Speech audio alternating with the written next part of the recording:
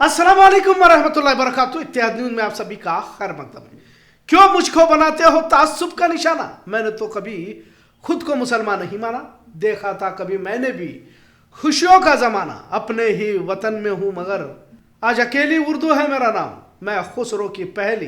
खैर, आज उर्दू पर बोलने की जरूरत इसलिए हुई क्योंकि उर्दू को मुसलमानों की जुबान के तौर पर जोड़ते हुए किस इंतहा की नफरत और जहर अपने अंदर योगी आदित्यनाथ रखते, इसका अंदाजा आज के बयान से हो जाता है। उर्दू को मुल्ला मौलवी की जुबान कहते हुए कटमुल्लापन की तरफ देश को ले जाना चाहते हो कहां? मतलब जिस ओहदे पर बैठा है इसका लिहाज तक इस शख्स को नहीं है। किस इंतहा तक मुसलमानों से दुश्मनी कही जा सकती है? अब जुबानों तक को नफरत की निगाह से देखा जा रहा है, इसलिए कि मुसलमान बोलता। वाज़ह है कि तमिलनाडु, बिहार, दिल्ली, जम्मू कश्मीर में दूसरे नंबर की जुबान के तौर पर उर्दू को मंजूरी दी जा चुकी है और उत्तर प्रदेश में कौरवी, अवधी, ब्रज, बुंदेल, बघेला और कनौजी जुबान को अकलियती जुबानों का दर्जा दिया जा चुका है, जबकि भारत में सबसे ज्यादा उर्दू यूपी में ही बोली जाती है। जब समाजवादी पार्टी ने अंग्रेजी की जगह बच्चों को उर्दू पढ़ाने की बात कही तो वजीर आला योगी ने खड़े होकर भारत को कटमुल्लापन की तरफ ले जाने की बात कही। खैर, अब जुबान पर भी पाबंदियां लगने की कोशिश जारी है। जिस उर्दू की मोहब्बत में रघुपति सहाय फिराक गोरखपुरी हो गए, ब्रजनारायण चकबस्त हो गए,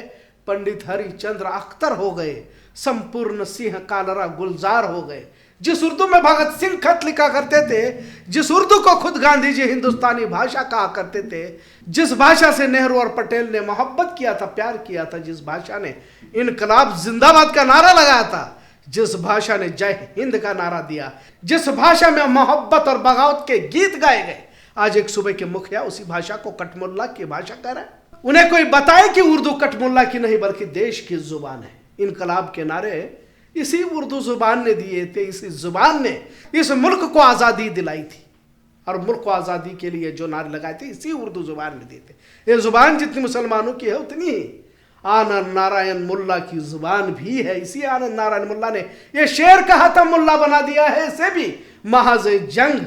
एक सुलह का पैगाम थी उर्दू जुबान कभी। खैर, उर्दू को लेकर मुल्क भर में नफरती गिरोह सरगर्म होकर तहरीक चला रहे।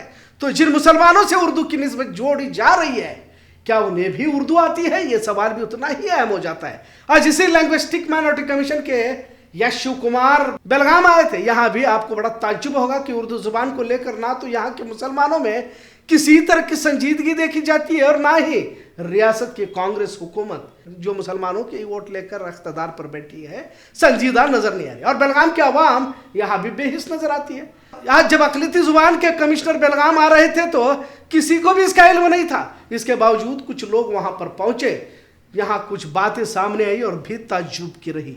जुबान को मुसलमानों से न जोड़ने की बात डीसी साहब ने तो कहा, पर यह बात यूपी के वजीर आला को कैसे समझाया जाए जो कटमुल्ला की जुबान करे? क्योंकि योगी ने ऐवान असेंबली में कहा कि ये जुबान तो मुल्ला कटमुल्लों की है। खैर, यूपी से पहले बेलगाम की ही बात करते हैं। मराठी लोगों की तहरीक अपनी जुबान, अपनी तहजीब को लेकर बेलगाम में काफी अरसे 60-70 साल से है और इसे सभी जानते हैं। पर क्या मुसलमानों की किसी वक्त ने इस तरह लैंग्विस्टिक माइनॉरिटी के कमिश्नर को उर्दू को लेकर घेरा है? मुझे तो मालूम नहीं। मुस्लिम इलाकों में उर्दू बोर्ड तख्तियां देखने को नहीं मिलती। मतलब हम किस हद तक अपनी जुबान को लेकर संजीदा है।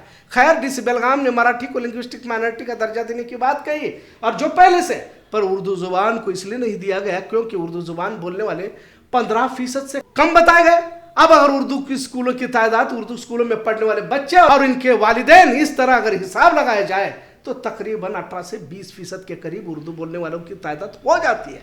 लेकिन ना तो हमें लिंग्विस्टिक यानी अकलियती की जुबान बोलने वाला भी कोई महकमा है, इसका इल्म ना हमें है ना आपको है, और न इस पर कभी हमने बैठकर तबादले ख्याल किया हुआ है। कुछ एक अफराद है बेलगाम शहर में घूम फिर कर, वही एक 4-8 लोग हैं, कुछ न कुछ प्रोग्राम के जरिए उर्दू को जिंदा रखने की कोशिश में लगे रहते हैं। एक और इत्तला इस वक्त ये भी हासिल हुई कि 15% से कम तादाद उर्दू बोलने वालों की है का आंकड़ा 1999 का है, जो आज तक उसी पुराने आंकड़े को आगे बढ़ाते रहे हैं। अब सवाल उर्दू स्कूल टीचर्स पर भी उठता है कि जब मर्दमशुमारी की जाती है तो मुसलमानों की मादरी जुबान को उर्दू क्यों नहीं लिखा जाता? ये बात इसलिए कहना पड़ रहा है क्योंकि आज बताया गया कि कुछ बच्चों के घरों में जाकर मादरी जुबान को कन्नड़ जुबान भी लिखा जाता है। खैर, सरकारी जुबान कन्नड़ है और इसे सीखना भी चाहिए, लेकिन अपनी तहजीब, अपनी जुबान जहां मिट रही है वहां दीगर जुबानें के साथ वहां दिगर जुबानों के साथ इसे भी जिंदा रखना हो जाता है। अब तो किस तरह योगी की ज़हनियत उर्दू को लेकर सामने आई है। अब बात यहां तक पहुंची हुई है कि उर्दू स्कूलों को बंद किया जा रहा है। बेलगाम शहर में सरकारी गैर सरकारी तौर पर 40 से ज्यादा स्कूल है, पर तालुकाओं का हिसाब लगा दिया जाए तो 200 के करीब उर्दू मीडियम स्कूल है। पर सरकारी तौर पर उर्दू बोलने वालों का फीसद 15% से कम होने की बात कही जा रही है। मतलब आंकड़े गलत पेश किए जा रहे हैं, जिससे लैंग्विस्टिक माइनॉरिटी की जुबान का दर्जा हासिल नहीं हो पा रहा।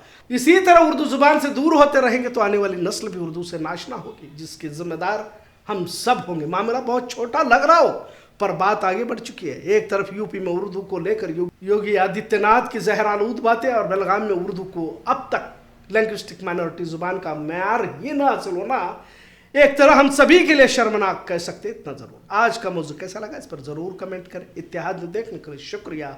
अल्लाह हाफिज।